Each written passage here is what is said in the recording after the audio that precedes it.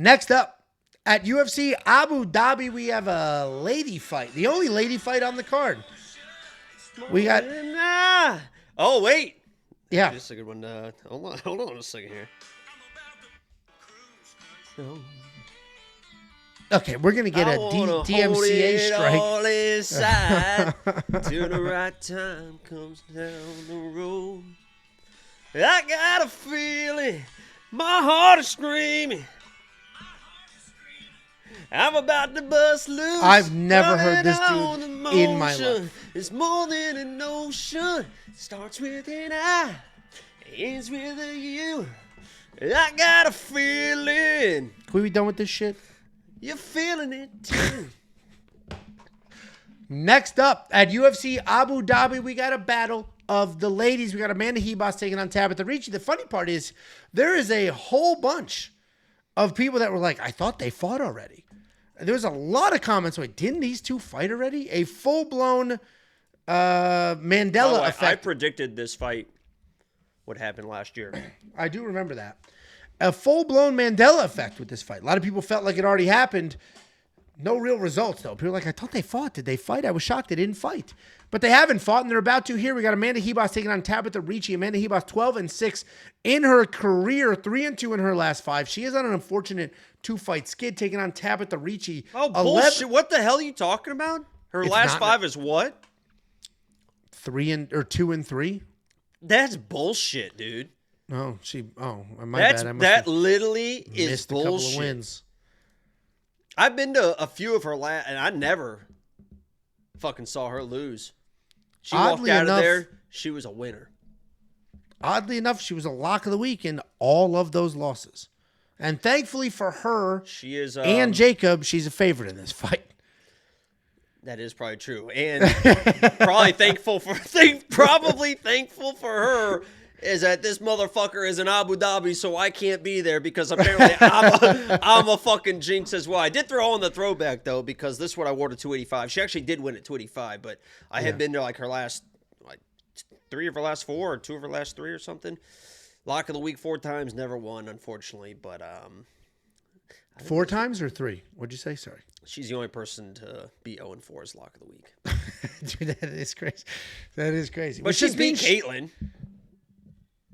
Which just means that she's better as a favorite than she is a dog, and that'll matter here because she's a good-sized favorite, and the line continues to move. Amanda Ribas, we've broken her down many times before. She started her career as a grappler. She has evolved into a well-rounded mixed martial artist. She just moves forward. She bombs strikes. She'll work in some takedowns. She's got good judo throws, decent jiu-jitsu on the ground. She's a very aggressive fighter, especially for a woman at this weight class. And this is at 115 pounds. She dabbled in 125 a little bit. That is not her weight class. Was just a little too small to bully there. At this weight class, she bullied all of them. She took all of them down, Angelo. The hell are you even talking about? She was strong at 125. She was ragdolling Macy, ragdolling big-ass fucking Caitlyn, dominated Vivi. The hell are you even talking about? I must have accidentally watched those fights in reverse. I mean, she got literally takedowns, multiple takedowns in all those fights. So why didn't she win them? She did. So why'd she move weight classes? It's weird. She's taking on Tabatha Ricci. Tabatha Ricci also started her career as a grappler, but instead of turning into a well-rounded mixed martial artist, she went the exact opposite direction and is basically only a striker. Tabatha Ricci is the baby shark. She moves forward, nonstop pressure, nonstop pace, lots of cage control, lots of little pitter-patter strikes. She is obviously dating Callan Loughran, professional boxer, and Tabatha Ricci quite literally thinks she is now a professional boxer.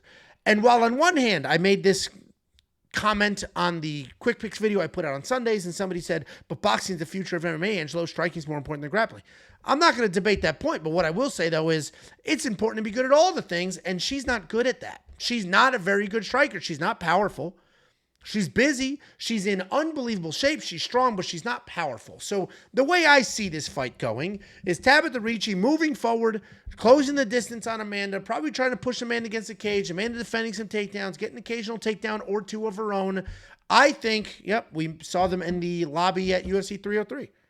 Herlin and Colin. She's a teeny little tiny thing. Look how excited Angelo was. You made me take that picture. Boing. You made me take that. Oh, my nipples. Dude, this one was Look pierced. how excited he was. The ring got ripped out, so this one is always hard. Let's do a little hand check here, actually. What are we doing with the hand? A little hover hand? Ooh. All class, baby. He's got the fingers wrapped around a little bit, but... It's hover. All class. Always. Oh, I think you grabbed some of that hair on your way out. I sniffed my hand after. Listen, here's the reality. Tabatha Ricci is in unbelievable shape, and she sets a great pace. Her skills don't align with the cardio. And she's not like a Merab who has good enough takedowns to just will her way through any situation. Amanda Ribas is the better fighter here. Tabatha Ricci has great cardio. She's got great pressure. Amanda's got better takedowns, good power in her hands. The jiu-jitsu is probably a wash on both sides. Whoever's on top will be winning the jiu-jitsu exchanges. I got to go with Amanda Ribas here. I am surprised to see this line widen over time. I actually thought it would stay where it was because it felt correct at minus 135. But the reality is Amanda Ribas is losing to some of the best highly ranked women in multiple divisions, where Tabatha Ricci's just having really close outings against people that she just can't take down. So Amanda Ribas is going to be my pick. No surprises what Jake is about to say. Where are we going, Jacob? Andrade was tiny. I mean, you were like leaning in for like you wanted her to kiss you or something. I don't know what that was all about. It was the only way to get us both in frame because she's so damn small. Listen, guys, just don't listen to me for this fight. I'm obviously biased, and Amanda is my all-time favorite fighter.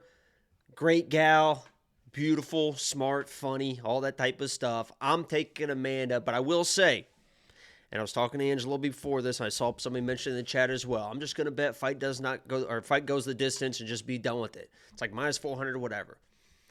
This is a situation where both these girls are used to being the one that move forward. Both these girls are known to be very tough girls willing to battle down.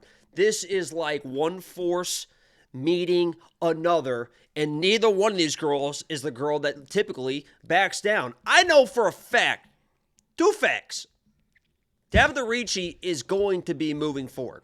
That's what she does. Number 2, Amanda Ribas is not going to fucking back up. And both these girls land enough, and the other one gets hit enough to where in exchanges, they're both going to be thinking that they are winning the exchanges until one of them gets hurt. This feels like a finish in this fight. I believe that Amanda probably has the power advantage of the two. She's actually sat girls down and finished girls in that capacity. But if there is no real wrestling in this fight, which Amanda seems to go back at 115, she wants to really kind of, I mean, even in that Dern fight, she was getting control of the first round, but she took over in the second round. She was controlling the third round. If there is no grappling, somebody is getting finished in this fight because both these girls are just too aggressive and just willing to exchange that something is going to happen. But what I think probably happens is close striking. Whoever can secure that takedown with 2 minutes to go, whatever, in each round is probably going to win. I think that's going to be Amanda. She is ginormous at this weight class. People always forget how big she is, and then the face-offs happen. They're like, oh my God, Amanda is fucking huge for this weight class. Just was towering over Mackenzie. She'll be bigger than Tabatha, and she should be able to get a takedown or win the striking exchanges. But honestly, this is going to be a fun fight. It should be a fun fight. I agree. They both set a good pace. They both get after it. If Tabatha Ricci has spent the last few years, yes, working on the cardio, and yes, working on the striking, but keeping what she already had, which is the grappling, Tabatha Ricci would be much farther along in this division. The problem is she quite literally abandoned what got her to the UFC and abandoned that success, and is now basically just a striker. And if she looks to grapple when she's losing the striking exchanges, she's still doing all those dumbass Instagram workouts. Tabatha, you're like already NFL Combine shit. Yeah, you're already twitchy in all these fast twitch muscles. You're fast. You're twitchy. You're powerful. You're athletic. Look at you. You're a fucking athletic freak. Learn how to throw real combinations and shit with footwork and everything. Because she starts to look sharp, and then it's like she hasn't like done enough. So then she goes back to just kind of lungy and this and that. I don't know. It just feels like it's been a waste of physical abilities. Like it just hasn't been the right camps for, and she's kind of lost who she was. I do not disagree whatsoever. DraftKings fantasy-wise, 8,600 to 7,600. I think whoever wins this fight will score pretty well because I imagine it's a very high-volume fight. Finish or not, I think you're going to get a lot of strikes, potentially some takedowns, potentially some control. So if you do want to throw... Is that a Joey Swole shirt? Yeah, Joey Swole. You stupid slut. The hell are you talking about? That looked like it said Joey Swole. What is it? You have a... Where did you get a Tabatha Ricci shirt? It's autographed, too. Oh, yeah. Look at that. Jawsome. Oh, I see. I get it. Baby Shark. Where'd you get that? You're buying the enemy's merch? Wouldn't you like to know? Isn't she the enemy? Oh, here's the me with that shirt on. Here's me and Amanda at UFC 285, same shirt on. Got to meet her. What an experience. She won that one. Only the OGs remember when Jacob pulled that fucking picture out every fucking stream. Listen, if you want to check out the picks, the bets, the tools, including the fight simulator, do so now at WeWantPicks.com. Just click become a member at the top. Mr. Sixy says, Angelo, where do you find the fight simulator on the website? Well, the fight simulator builds DraftKings fantasy lineups as part of what it does. So we put it under DraftKings in the menu. It could go under tools because now it also builds FanDuel fantasy lineups and it'll give you prize picks lines. It'll give you underdog lines. It does quite literally everything after simulating the fights. But it is under DraftKings in the menu, both on mobile, in the app, and on the desktop. A couple more Super Chatterooskies. Cuck Boy, $5. If Angelo was a car, what do you think he'd be? I think he'd be a Honda Odyssey. Okay, first of all, Honda Odysseys are fucking incredible. I had a Honda Odyssey. We had a Honda Odyssey 4 or 5 years ago? It was unbelievable. It was a smooth ride. It was comfortable. It was big and roomy, but drove like a car. It was an enjoyable experience. Everybody loved the Honda Odyssey. So you're not going to insult me with saying a minivan. Minivans. Did you have anybody in your family with one of those old 90s minivan with the curtains in it and the most comfortable seats ever? My mom had one of those when I was never seen one. Yeah, a kid, like the big brown ones with the big with the Jeep tire on the back, basically. Yeah, no, yeah, and they had a ladder that went to the roof. I'm talking about the fucking 70s, Angelo. I'm talking about the 90s. He's just describing a Dodge Caravan. No, you said curtain. That's what I pictured. A Mazda Miata is a great car. I bet it is. Yeah. If anybody's a car, Jacob is quite literally a Mazda Miata. If I was a car, see those. There's a lot of them around here. Every time I see one, I literally am like, damn. I miss that car, man. It really is a fucking fun ass car. If you guys just want, maybe you're in a position to have a second car. Get this off screen. Maybe you're in a position to get if you and your husband. A second car you just want to tool around in, but you don't really are interested in having a sports car or spending $100,000 or $200,000. You just want a fun car to drive on the weekends, or you just are in a position. Maybe you live in Florida. I don't know what the fuck you're laughing at, Angelo. I'm trying to give these people real fucking advice. Pontiac Aztec, great fucking off-road vehicle. That's what I would be. Yeah. A little crossbreed. You don't know really what it is. Yeah, that probably is a good fucking whatever. But if you want a car just fucking whip around a little bit, get a fucking Mazda Miata. They're so fun, man. It's just a street legal go-kart. I never drove your Miata. I drove your current vehicle. Listen, if I were a fucking asshole too, we're doing 110 on the tollway. I'm like, what the hell's going on, Angelo? I can drive stick like a motherfucker. Oh, I didn't know we were going that fast. I'm like, yeah, it's a fucking. You don't realize because of the car. Yeah, it's a foreign. I hadn't driven stick in forever. I was just happy to do it. I miss driving stick. I can feel it 6 times in the parking garage, but. That's not true. If I was a car, I would get a new clutch that next week. I would say, and seat springs. I would say I am what I actually drive. I think I'm a Yukon. Wow, big, nice little name drop. I drove a Yukon. I thought you were gonna do Yukon sucking these nuts. I'm a big dude. It's a big vehicle. It's also practical. It's kind of a family vehicle. Looks nice. Can go off road. I go hunting. I go hunting in the woods. You go hunting? right off the fucking hot. Like, you're right there. The hell are you talking about? You're not going out in the fucking woods. You're walking in through the a field until there's a Yeah. line of trees. Yeah, okay. That's not the woods. That's quite literally off-road.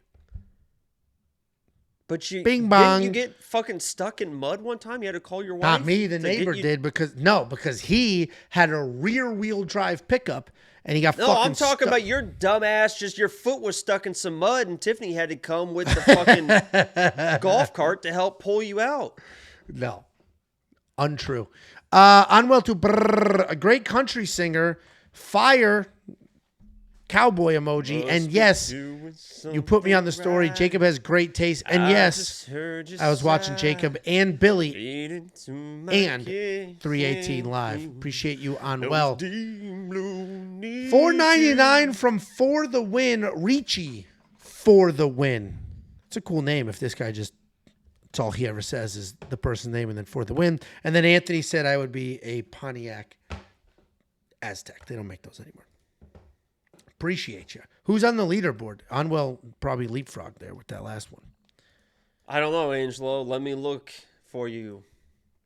Unheld Tuber is number 1 with 500 XP. Tied for first is Angel, our guy, with 500 XP. And the next Lennon is number 3 with 325 XP. Okay.